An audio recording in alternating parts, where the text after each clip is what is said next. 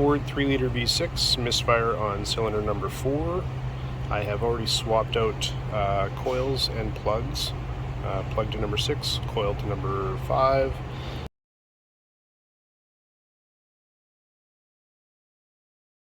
The misfire stayed with cylinder 4, so now I'm going to do a little injector system test here and see what happens. So I'm back probing injector number 4.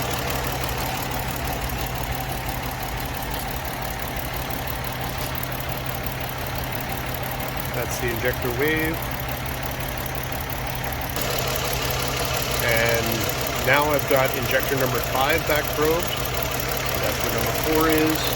Number 5. Number 6 is in behind there. There's the waveform for number 5.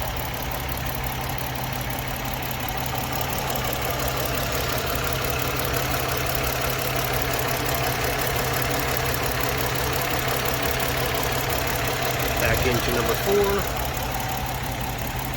There's my waveform for number 4.